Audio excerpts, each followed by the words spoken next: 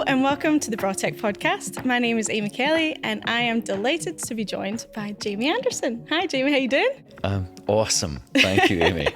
Good. So before we get started, just a bit of context on today's interview. It's a little bit different from what we usually do, interviewing founders. So today we're interviewing a leader within the tech industry. He has been a leader for many years. He's based in Scotland, but he's currently the president of Global Field Operations at UserTesting. And we actually met back in 2019 when I was the director of EMEA Marketing at UserTesting, opening the first European office there. And Jamie was advising at the time before you've become the president of the company. And Jamie was really instrumental in the start of my leadership career. He really supported me, very much guided me, and gave me the confidence to get in front of the camera and speak at events and all those fun things. So I do think it's actually probably safe to say this podcast might not be happening right now if Jamie hadn't supported me so much back in the day. So I really do thank you for all of that support, Jamie. And I asked him to come on the podcast because he has got a wealth of knowledge to share with everyone. So we'll just jump into everything, Jamie. But thank you again for coming. So just tell our audience a little bit more about yourself. Gosh, I actually don't know where to start. That was a beautiful intro, so thank you. And it's nice to see that it all started with coffee.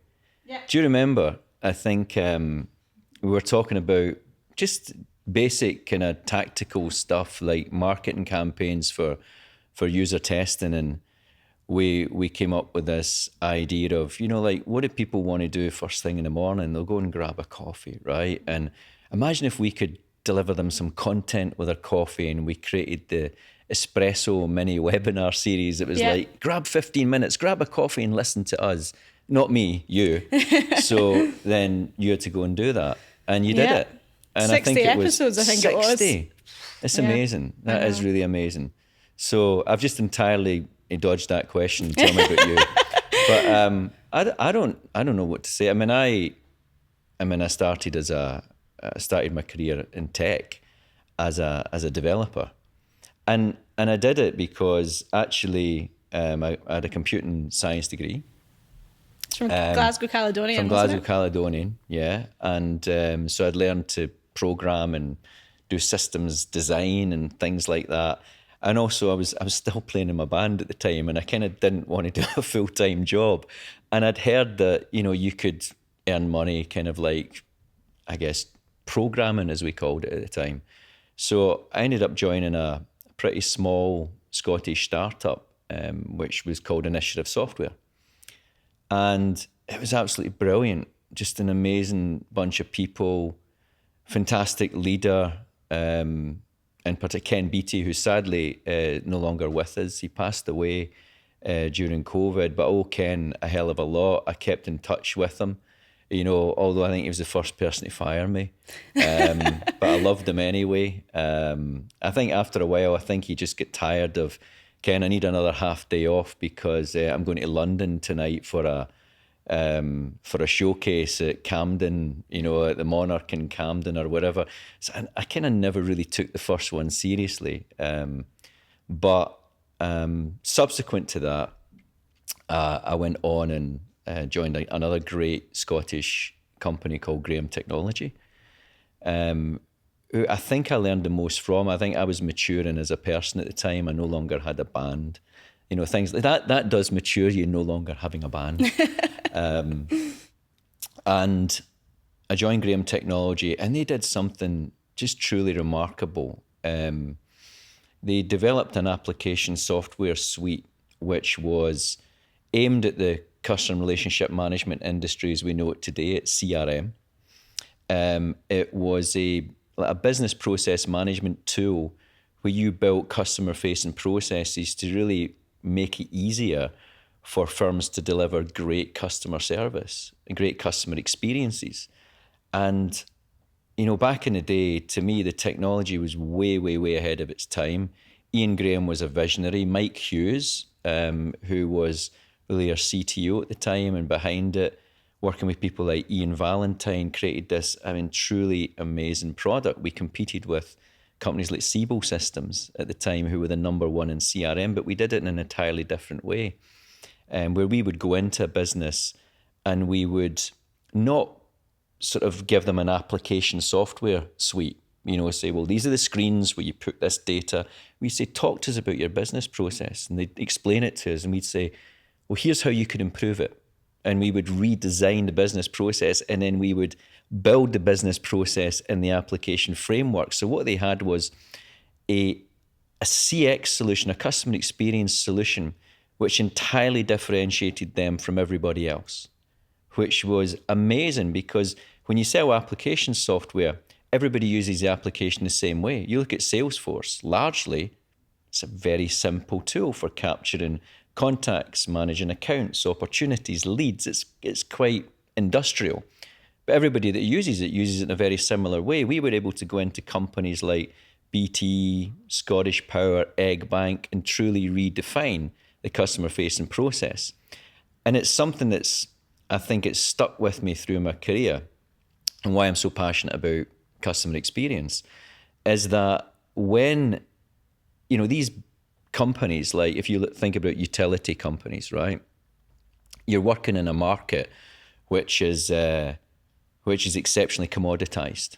I always remember David Jones was the CIO of Scottish Power, and he was embarking on this project really during the deregulation of utilities, where electricity companies could sell gas, right? And gas companies could sell electricity. Like kind of what they did with telecommunications, as well, where, BT they own the lines, but other people can sell their service through it. Anyway, David Jones, I think people were questioning, why are you investing so much in this CRM, this customer experience project? And he said, it's very simple. We can't make our gas burn brighter than anybody else's. We can't make our electricity go faster. So we have to differentiate in customer experience. And it's something that's kind of, I guess, stuck with me in my career. So any opportunity to improve customer experiences, I think, is huge, because even if you bring something new to market, there is a finite period of time where you have that kind of first mover advantage before you either get copied or something else happens, or the price of the thing you're selling drops because there's more competition in the market. So you have to provide the best customer experience.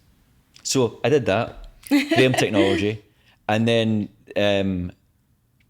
and it was really funny because our enemy, Siebel Systems, we would have said they were the enemy. I had the opportunity to join them, and I took it, and it was the best thing I ever did, because two things.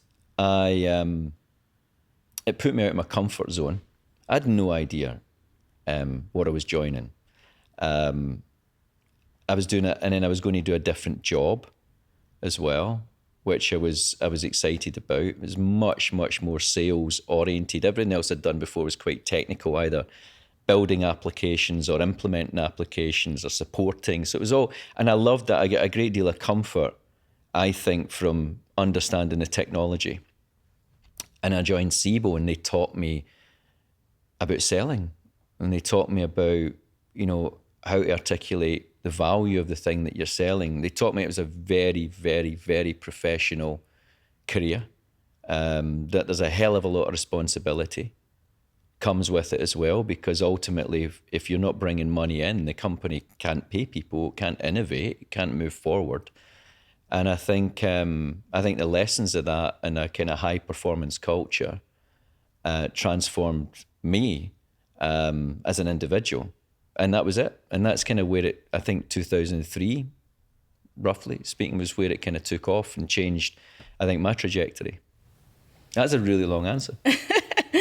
And I don't think we've even covered half of it, because you went on to, work at ExactlyCorp and SAP. And oh, yeah. Yep. As a chief revenue officer, as a chief marketing officer. Yep. You're president of Marketo. So you've done all these incredible roles. And right now you're the president of global field operations at UserTesting. There's not many Silicon Valley tech C-suite executives, I think, based in Scotland. I don't know. So, yeah, I would say you're probably one of very few, if there are any other ones. Apologies if there are. But why don't you share a little bit more about what your role is actually like there? What are you responsible for at UserTesting? Well, look, the whole, what I've noticed is that, everything really in the field, customers, marketing, everything that is connected to revenue really falls under the role of the president of global field operations. So, and I think in a lot of companies it can become quite disjointed. You have marketing, you have sales, you have operations, you have customer success, you have support, and all these things are set up. And look, everybody does an amazing job, right? Everybody goes out to do the best job they can, but sometimes you find that there's conflicting priorities, between teams. And so, when Andy and I looked at, how we take the business from where it is today, because we've made obviously the acquisition of UserZoom as well. So how do we do that consistently going forward? Well, we create like a manifesto for what a global field operations team is, and it's everything that surrounds the customer. So, pre-sale, how you engage the customer, the Office of Value Engineering, how you help the customer understand the value of your solution and build business cases, all the way through to obviously, sales and execution, marketing, how you market to your ideal customer profile effectively, how you make customers successful post-implementation. And, in a SaaS world, you have to do that because that's how you build renewal. So like everything that touches that customer experience, right, which I'm deeply passionate about, falls under global field operations. So it gives us more consistency. So when you say Andy, that's Andy McMillan. Andy McMillan, CEO of UserTesting. Yeah, my pal. And we do have to give a shout out to Andy because, personally, he was the best CEO I've ever worked for in my life. And he was a great part of bringing UserTesting to Scotland. He is the part of bringing UserTesting to Scotland. He's huge. Let's talk about that for a second. It's, as a Silicon Valley tech company, when you're thinking about opening up a European HQ, you've got tons of choice. Yep. You could go to London, you can go to Dublin. I think Utrecht was on the on the cards as well. There was quite a few options. So, bring us back to that, because obviously I got brought in after that was already decided. So, I was part of when we were just scrappily trying to start up. But, that choice was made.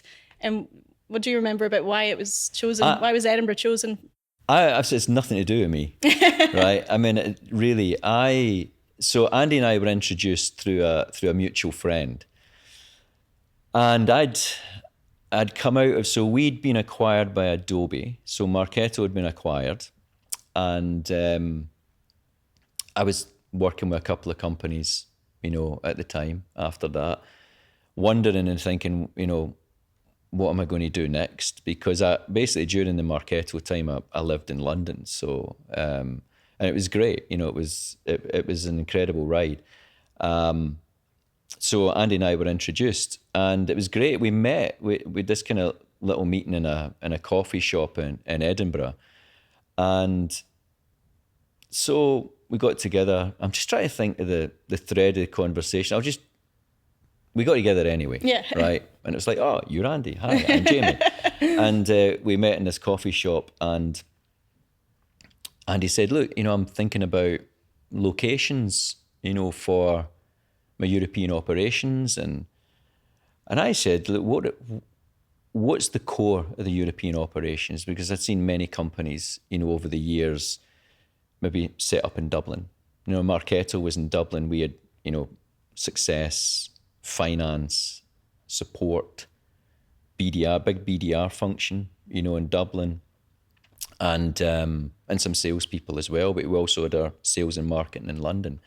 And I said, so what's it for? I said, if it's service and support, I said, the great thing about a place like Dublin is there's a lot of people, there that are highly skilled. There's probably grants that you'll be able to access.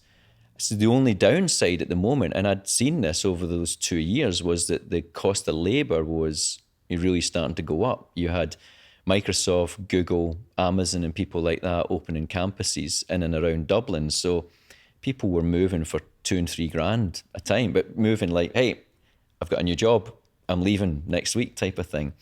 And so it was becoming really competitive, and the prices were going up. And it's also not an inexpensive place to live. So he says, all right, okay. He said, what about sales and marketing? And I says, well, look, I'm in London is kind of the place to be. I says, you look at the brands you want to work with, they're going to be in and around that area. European HQs are there, access to talent as well. London is expensive. You just have to understand that. But it's got terrific talent, and there's a great network of people that could help, the business. And he says, what if it was engineering, right? And I'm kind of looking at him going, I think he wants me to say Scotland, right? But in all seriousness, I said, well, look, I think there's no doubt in my mind, given the background I'd had in the companies that I'd worked for early in my career, and just the history of Scotland. We pride ourselves on making great things. We pride ourselves on innovation, and rightly so. And we do create remarkable products. I mean, if Graham Technology had been based on the west coast of the US, I think it would have taken over, that space. I mean, there possibly wouldn't have been a Salesforce, because what Graham Technology was doing was so innovative compared to anybody else. I mean, Salesforce put CRM in the cloud. They took effectively the same data model that everybody else had and put it in the cloud, which, yes, very innovative, right? Huge chance they took. And look, we all use it, today. But the technology and the engineering behind what we were doing at Graham Technology, far, far in front of that. We were deploying to Sky set-top boxes in 1998, when Sky had a little platform called Open Interactive. So we were deploying business processes straight to a Sky box. You could access on a Sky remote when it was the old grey box, that they used to have. So, yeah, coming back to Andy, I was like, yeah, absolutely. And he says, and he was like, I got my degree, or his postgrad or something like that. I can't remember. This is postgrad, yeah. I got it from the University of Edinburgh. I says, well, don't overthink it. This is the place, because you'll get access to great talent. And the great thing is, nobody else has cottoned on to this yet. Like, we don't have Google and Amazon and Microsoft and these guys come in. In fact, the challenge we have in Scotland remains a brain drain. We let people leave and go to London, and we let them go everywhere else. I haven't quite worked out why. I don't know if we can stop them as well, unfortunately, but yeah. Yeah, but I mean, it's like, that's why, watching the podcast and hearing, from some of the founders, it's really exciting, because hopefully they'll help keep, that talent here. Yeah, Rich, who was previously on, he was very passionate about building a team in Scotland and in Glasgow, and said, the grit that comes with Glasgow is the people, and it's the energy and everything that you do with building the team here. And well, I think so. I think there's no doubt, but I think there's an inherent kind of loyalty, that comes with it, from Glasgow, Edinburgh, as well, and creating companies. People have a sense of belonging. We feel it no matter where we are. And I can say this for sure, no matter where I am in the world, there'll be a moment where I kind of catch myself and get, kind of misty-eyed. I remember a while ago, I've got a pal, Davy Scott, who is the founder and the songwriter and lead singer of the Pearl Fishers. His kind of passion project for years and years, 30 years, I think now. And I was listening to one of his latest albums, and I was just flipping welling up on the plane. And it doesn't happen very often, so I kind of go, David, you made me cry, But I think we have this inherent sense of belonging, and we're proud of where we're from. We should just sell it better. So just to wrap up that, if we were to sort of send a wee message to Silicon Valley tech companies and try and bring more to Scotland, what would you say of why Scotland would be a good choice for them? Well, because I think the talent is there. Undoubtedly, there's some great work, that's been done in Scotland. We keep producing this kind of strong engineering heritage, now through software engineering, artificial intelligence, machine learning. I think we produce the best in the world. Nice. Thank you so much, Jamie. So moving on then in terms of the commercial side of things. So, being a leader and having all the experience that you have, for startup and scale up leaders that be listening right now and understanding like what is the foundations in place for growth, so what would be your best advice for building that to think for global growth? Best advice, geez, that's such a big, small question. It's a huge question. I think, well, who am I to advise founders? I've worked with some great founders obviously, but I think one thing that struck me was each of them was an incredible belief in what it was they were building. The really great ones just understood the market they were going after. I think I've seen over the years people that end up building something that is like a product kind of wandering aimlessly around looking for a solution, right? A problem to solve. That's what I mean. Kind of like they've built something and now they're looking for the problem that it solves.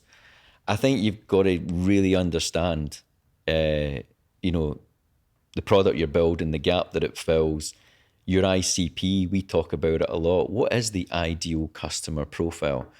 Understanding that is going to save you a hell of a lot of heartache, right?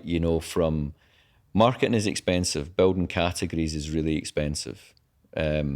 Everybody wants to. This is the thing that I think not just in tech, but I guess in like art or music or something like that.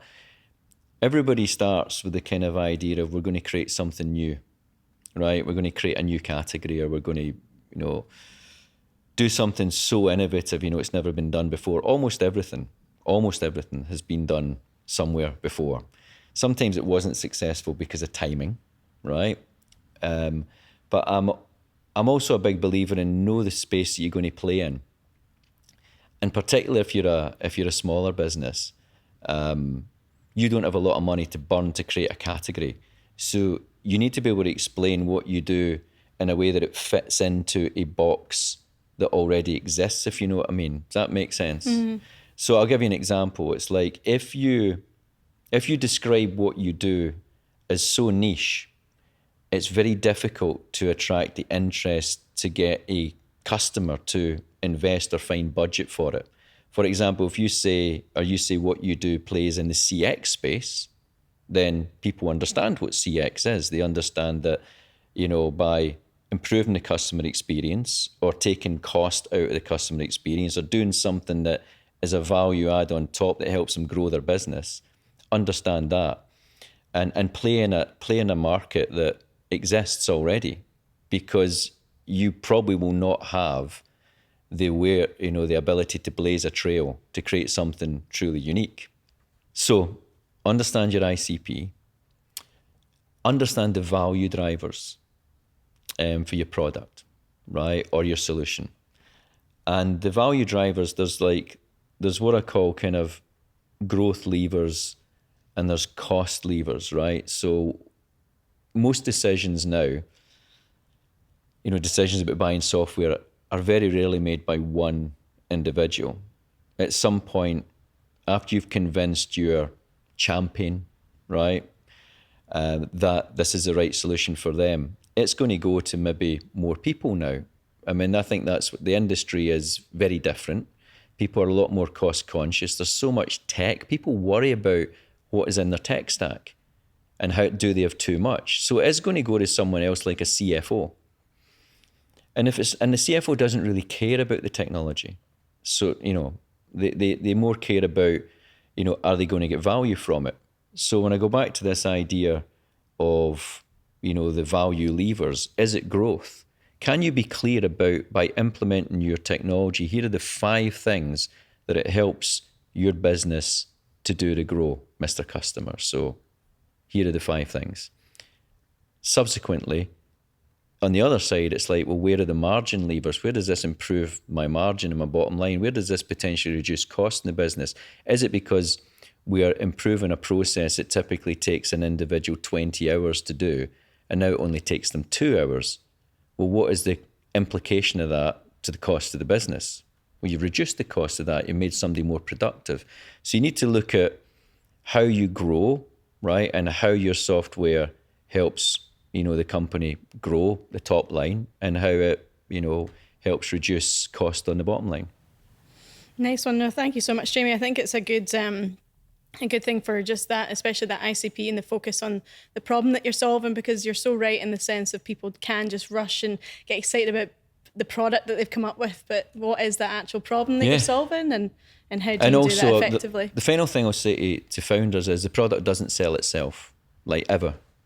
Right? I mean, it's a really funny thing. This is not a Scottish thing, but going back to Scottish startup, there was always a slight, and permissible arrogance, from founders, that the product is so good it sells itself and I don't need sales and marketing people.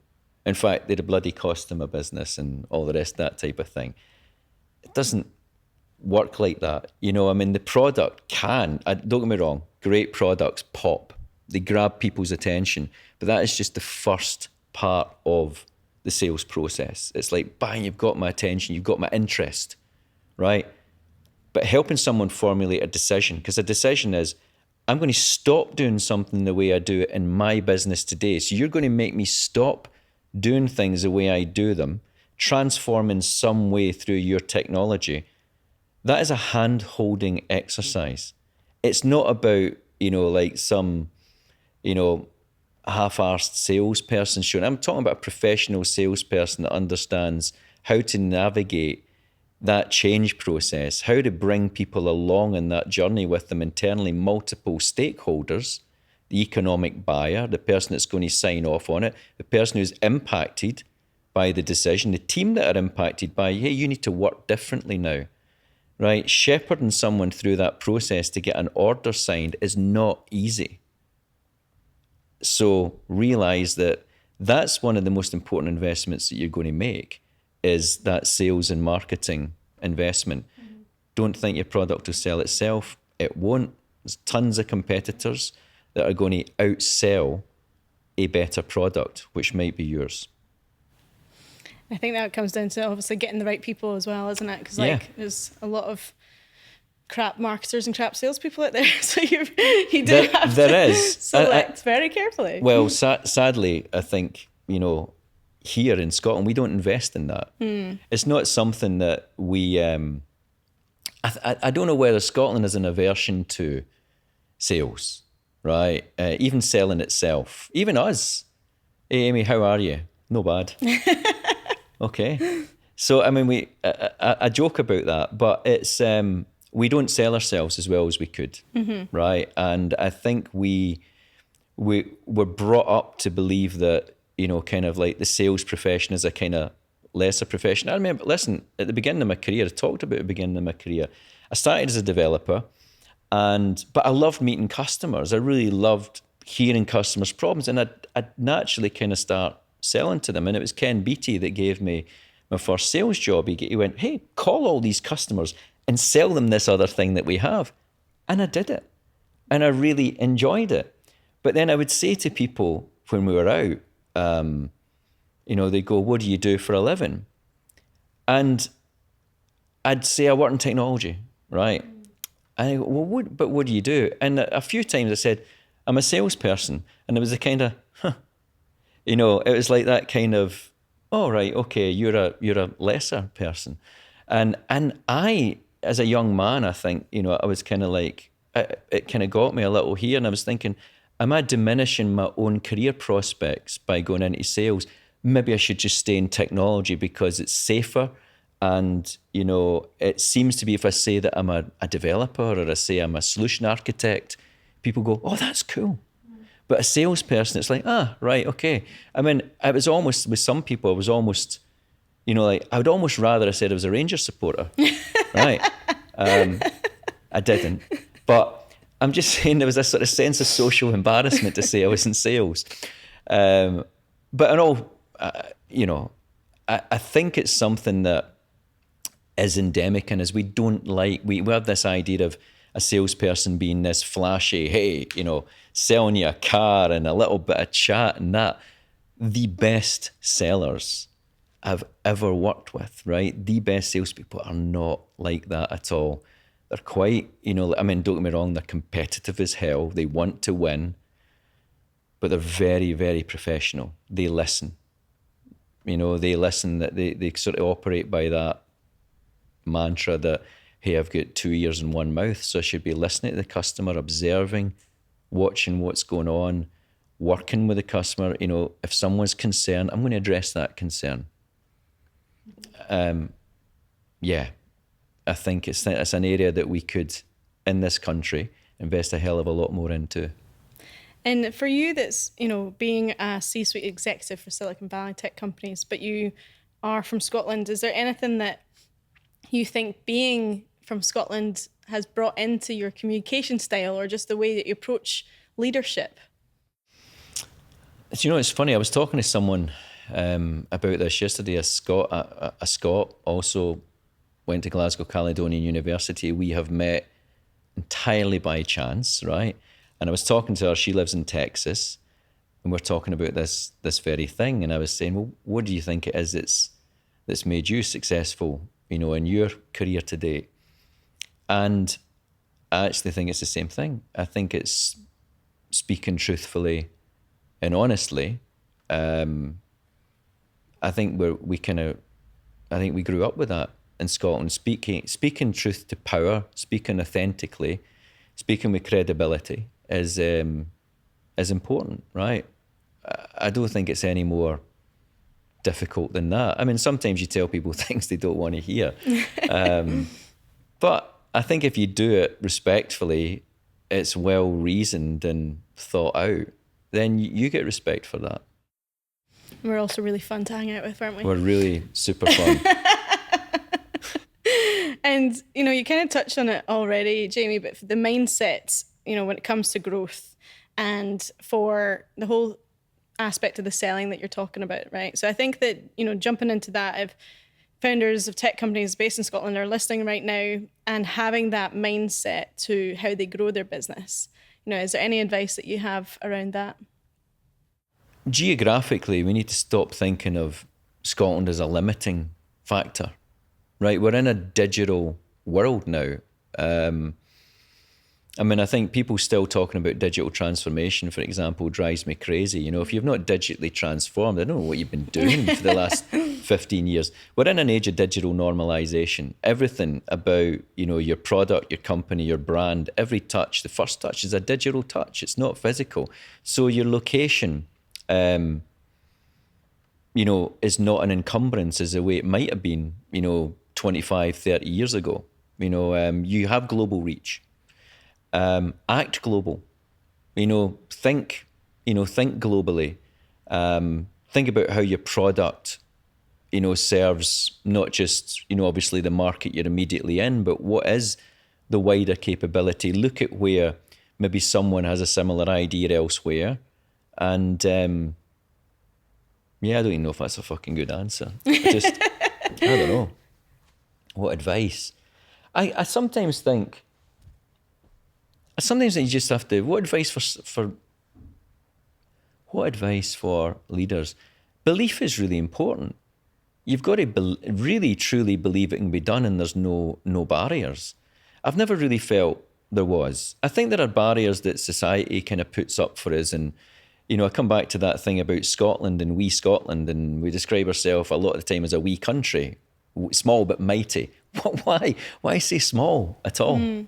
You've said it to me before, why when you talk to people, it's like they'll talk about a Scottish-based company. Mm-hmm. It's not important. Yeah. It's really, really not important. What's important is what you have. The Scottish part of it, I would say that's more internal. If maybe you build that into your culture somehow, but it's not something that should ever hold you back. What is Scottish to me? Tenacity.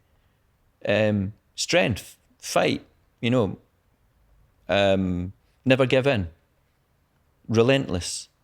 I think that is more meaningful, right? If you can build that into, your corporate values. Fairness, we really care about fairness,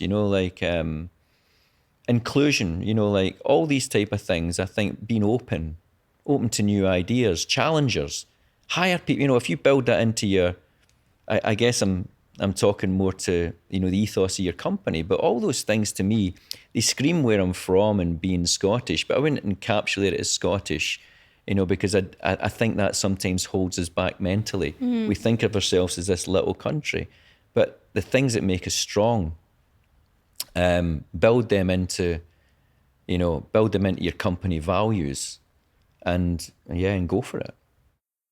And what we talk about sometimes on the podcast has been sort of balancing your life from for the founder perspective.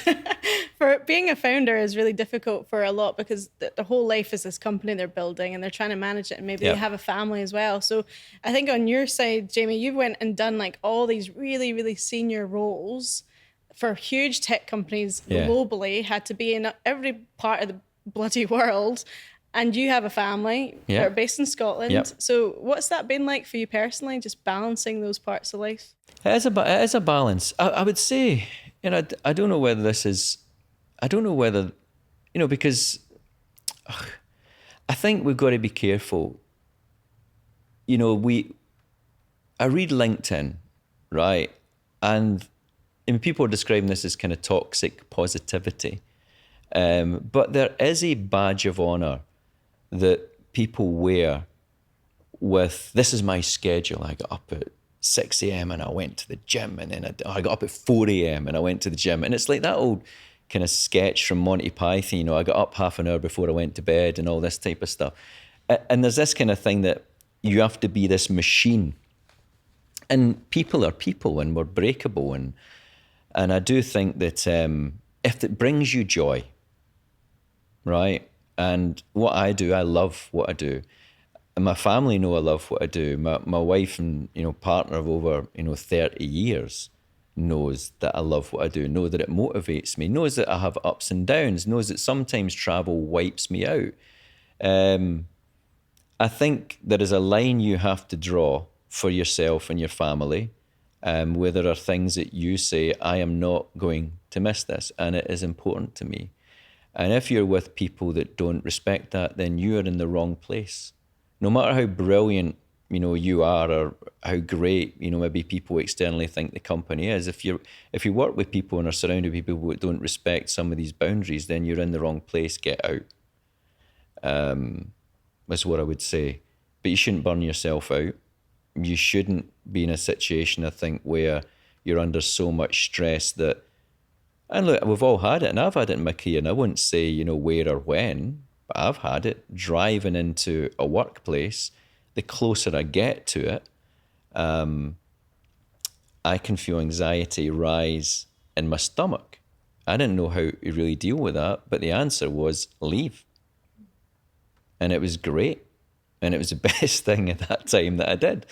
But yeah, I think trust your gut. And that's why, that saying, trust, I think you do trust your gut. If you feel like that, and if it's unresolvable, just go out. Go and do something else. Yeah. You've only got one life. Yeah, totally. No, thank you, Jamie. But I don't think I'm a great example of work-life balance. I mean, but I don't post about it or say everybody else should be like that. I've made sacrifices, along the way. Time will tell when I'm sitting, like in my care home when I'm older going, should I have done that? I don't know. Time will tell. But I don't think I'm a great example. I think you've got to find your own kind of balance. And it's not easy to find by any means, no. So with everything you've done in your career, which is a lot of stuff, and you've now taken on this big, huge role at UserTesting, it's a transformational role where you're in there changing a company that's been pulled together with another company, and there's a lot changing. But when you're thinking of goals for your career, what are you thinking for the next few years? Have you got something in your mind? I don't know if I set goals anymore. I did it I did that a long time ago. I set goals, and then I thought, sometimes if you set too rigid a goal, you miss opportunity, right? And then if it doesn't happen, you're going to be disappointed. And I've kind of I've changed, to kind of like just say, well, let's see what else. Let's my goal right now is to grow, this business, into like $1 billion business, to, potentially create something that's meaningful and that lasts beyond what we do today. And what we do today is fabulous. I think, that our ability to deliver, real kind of consumer insights to brands, concerning their customer experience, their digital experience, their product leaders, when they are looking at developing better products, creating better user experiences. I mean, all of that stuff is really great. So I'm looking at it right now going, yeah, and. Mm-hmm. So in addition to that, how can we, grow that, make it even more meaningful? So that's near-term goals are more important for me now. And so we've got a couple more questions for you. Sure. So I did warn you about this one in terms of a shout out. So we like to ask all of our guests to give a shout out to someone else in the world or a company somewhere else in the world, just to pull this out of just Scotland to connect globally. So who would you like to give your shout out to? There's so many people. I'm actually having a conversation with one of them today. So they'll probably really appreciate this shout out, but it is a founder. I've worked with some great, founders through my career. I'd say Ian Graham, Graham Technology, what he created in Scotland, unbelievable, really unbelievable. Hired the best engineers, sponsored a prize at Glasgow University to get the best computing scientists, to come to us. Every year we would hire about 12 to 14 new graduates straight out. So I thought what he did is visionary. I think unbelievable guy. I think I worked with Karsten Thoma, the founder of Hybris, who along with 3 or 4 university friends in Munich created the world's best in class e-commerce platform, which was acquired by SAP, which is where I met Karsten. Unbelievable guy, right? Love him to bits. And then, I was going to say Chris Cabrera. I love Chris. He formed Exactly. I got the chance to work with Chris, which was really, really amazing. He formed that company because the company he worked for, he was like the chief revenue officer of a company called Calidus, and he kept saying to them, he tells the story much better than me, right? So when you start doing your international founders podcast, you speak to Chris. Yeah, but exactly. He was the CRO of Calidus Software, which did commission management, and he kept saying to them, this should go in the cloud. That there's this movement, right? People are going to the cloud. This company, Salesforce, but 1999, these guys are like, they're just going to take over, and Calidus didn't listen. I know at the time. And Chris went, okay, I'm going to leave and I'm going to form a compensation management company called Exactly. And what was amazing was his first customer was Salesforce, his first customer.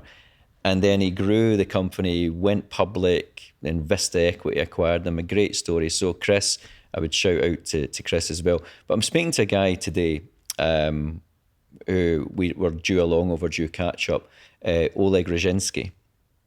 And Oleg is, Ukrainian, brilliant guy, great brain, created this company called People.ai, right? And this is really funny because when I discovered People.ai, I'd had a conversation a few years earlier with a good friend of mine, Bob Stutz.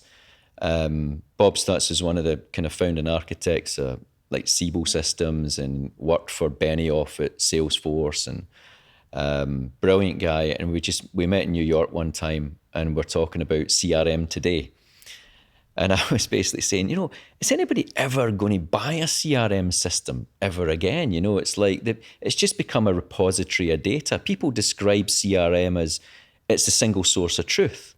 Actually, what it is, it's a data repository of what salespeople tell you is the truth, what they believe is going on.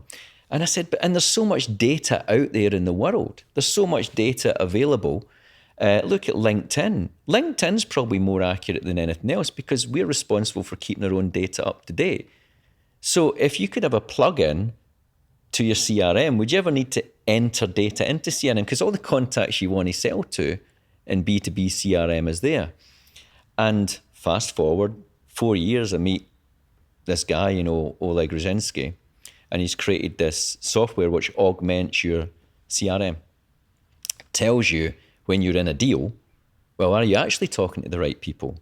And who are the people you're talking to connected to within the business? And it uses that kind of AI layer, it lays it over and then predicts your likelihood of winning a deal based on who you're actually connected to, and are you connected to power and truth in the business? So I'm going, that's unbelievable. That's really cool, right? Cool technology. So yes, Oleg. Right? Yeah. Talking to Knowing me you, today. Jamie, I offer you one shout out and you take 4, but I'll give it to you. Okay, so last question for you. So what is one word that you would use to describe your journey as a leader in the tech industry? One word. Just one. I'd love to say it was just colourful. That's cool. I've done many different things. I'm like Joseph and his amazing Technicolor Dreamcoat. I've done many different things, and I think personally I feel really enriched by my experience in technology. I have massive respect. Lots of friends that have went. I'm in sales, and that's my career, and I'm damn good at it. And they're running, global sales at big companies. Of people that, obviously have stayed in their respective swim lanes in technology and are brilliant and really, really invested and understand technology. I've done a few things. I've definitely found my home when I kind of crossed that chasm, went into marketing, and then, executive kind of sales leadership. I love it. But I think it's been a circuitous, colourful, relentless journey. He did squeeze in a couple of extra words. I knew you would. But thank you so much, Jamie, for coming on the Braw Tech Podcast. It's been welcome. Great fun. And thank you to everyone that has tuned in. We really appreciate all your support. Please share the Braw Tech Podcast with someone you know. And thank you again to Jamie. Thank you. Cheers. Awesome. Thank you so much for tuning in for today's episode. This series is produced by Duke. And if you would like to find out more, please go to dukeagency.com.